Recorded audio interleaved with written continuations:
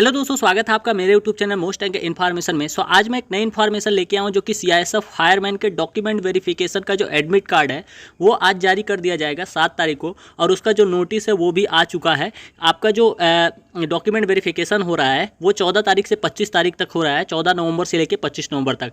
तो चलिए हम नोटिस को दिखा देते हैं। तो आपको क्या करना है, सीआईएसएफ की वेबसाइट पर आना है। वेबसाइट पर आने के बाद आपको सबसे ऊपर ये यहाँ पर दिख रहा होगा डॉक्यूमेंट वेरिफिकेशन का, इसको डाउनलोड करते हैं। और इसको डाउनलोड करने के बाद जब हम इसको खोलेंगे तो यहाँ पे जो लिखा हुआ है, यहाँ पे लिखा हुआ है, देखिए यहाँ पे सीआईएसएफ है, केंद्रीय औद्योगिक सुरक्षा बल, महत्वपूर्ण सूचना है। यानी कि होता है सीआईएसएफ की तरफ से दस्तावेज सत्यापन जो होता है, प्रवेश पत्र जारी। अब यहाँ पे लिखा हुआ है कि 14/11/2023 और से लेके 25/11/2023 तक देश भर में 11 केंद्रों पर अग्नि 2021 की लिखित परीक्षा में न्यूनतम योग्यता अंक यानी कि 35% यूआर एक्स सर्विसमैन और ईडब्ल्यूएस के लिए और 33% एससी एसटी ओबीसी के लिए अंक प्राप्त करने वाले उम्मीदवारों का दस्तावेज सत्यापन कर रहा है। देश भर में 11 केंद्रों पर भर्ती के लिए जो होता है पीईटी पीएसटी, यहाँ जो पीईटी पीएसटी लिखा है ये पीईटी पीएसटी नहीं होगा, यहाँ पे डॉक्यूमेंट वेरिफिकेशन होगा, शायद गलती से लिखा गया है, ठीक है। और यहाँ पे लिखा है कि दस्तावेज सत्यापन के लिए प्रवेश पत्र जो उपलब्ध होंगे 7/11/2023 से। हालांकि अभी वेबसाइट पे जो है वो प्रवेश पत्र जारी नहीं हुआ है, तो आपका जो एडमिट कार्ड है अभी जारी हो जाएगा थोड़ी देर बाद। तो यहाँ पे लिखा हुआ है कि उम्मीदवारों को सलाह दी जाती है कि वे दस्तावेज सत्यापन के लिए अपने पंजीकरण आईडी से पासवर्ड का प्रयोग कर वेबसाइट पर www.CISF और जो होता है RECTCTTCISF.gov से अपना प्रवेश पत्र डाउनलोड कर लें। और उम्मीदवार यह जो होता है नोट कर लें कि प्रवेश पत्र डाक द्वारा नहीं भेजा जाएगा। मतलब आप अगर सोच रहे हैं कि डाक द्वारा आपका प्रवेश पत्र भेजा जाएगा तो ये ऐसा नहीं किया जाएगा। उम्मीदवारों को ध्यान देना चाहिए कि दस्तावेज सत्यापन और उसके बाद की भर्ती प्रक्रिया के लिए जो होता है प्रवेश पत्र यानी कि होता है उम्मीदवारों को ध्यान देना चाहिए कि दस्तावेज सत्यापन और उसके बाद की भर्ती प्रक्रिया के लिए जो होता है प्रवेश पत्र जारी करना अंतरिम है। केवल प्रवेश पत्र प्राप्त करना ही अंतरिम गारंटी ही नहीं है, ठीक है। उम्मीदवारों को सलाह दी जाती है कि प्रवेश पत्र पर लिखित दिशा निर्देशों को ध्यान से पढ़ें और उनका पालन करें। मतलब जो भी आपके उसमें दिया रहेगा दिशा निर्देश वो अपना पालन करेंगे, ठीक है, उसको आप देखेंगे। उसके बाद उम्मीदवारों को सलाह दी जाती है कि भर्ती के लिए अद्यतन जानकारी के लिए नियमित जो होता है CISF.gov.in पर जो होता है नियमित जो होता है यहाँ पे जो होता है जानकारी देखे रहें। यहाँ पे सहायक महानिरीक्षक जो हैं वो यहाँ पे जो होता है भर्ती के लिए हैं।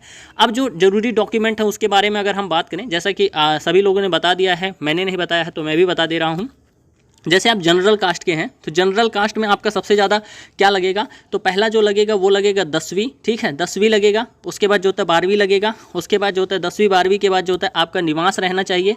निवास के बाद जो होता है आपका एक आईडी प्रूफ रहना चाहिए। आईडी प्रूफ में आधार कार्ड हो गया, आपका ड्राइविंग लाइसेंस हो गया, जो भी आपके पास है, निर्वाचन कार्ड हो गया। उसके बाद जो होता है आपका जो होता है फोटो होना चाहिए। मान के चलिए कम से कम 10-12 फोटो रख लीजिएगा। ये जो होता है फोटो रहेगा तो ये आपका जो होता है जनरल के लिए हो गया, ठीक है। और वहीं पर अगर हम देखें ओबीसी हो गया, एससी हो गया, एससी हो गया, एसटी हो गया और ईडब्ल्यूएस भी शायद हो गया, ठीक है। ईडब्ल्यूएस में भी जो होता है आपका जो होता है सर्टिफिकेट लगेगा।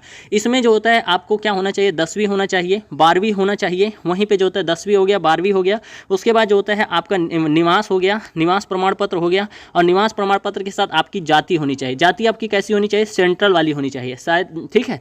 तो आपके अगर जाति है तो आप ओबीसी में जो होता है इन सभी में जो होता है आप हैं। और उसके बाद जो होता है आपका जो होता है एक आधार कार्ड हो गया, या तो ड्राइविंग लाइसेंस हो गया, तो निर्वाचन कार्ड हो गया, और आपके पास 10-12 फोटो कम से कम होना चाहिए। तो आप जो होता है डीबी में मुझे लगता है पास कर जाएंगे। और आपका जो होता है जो एडमिट कार्ड जारी होगा वो भी आपका होना चाहिए, ठीक है। तो एडमिट कार्ड भी आपको लेके जाना है। अगर आपका फिजिकल का एडमिट कार्ड होगा तो वो भी लेके जाइएगा। उसके बाद जो होता है आपका जो होता है ये जो एडमिट कार्ड आएगा डीबी वाला, ये भी लेके जाइएगा। और अगर रिटर्न वाला होगा तो लेके जाइएगा, नहीं होगा तो कोई दिक्कत नहीं है। लेकिन हाँ, आपको पता होगा कि जो आपका जो वहाँ पे जब हॉल में आप गए थे तो वहाँ पे एक जो एडमिट कार्ड आपको दिया गया था लाने के लिए घर पे, वो भी एडमिट कार्ड आपको लेके जाना है, ठीक है। तो उसको भी ध्यान से रखिएगा।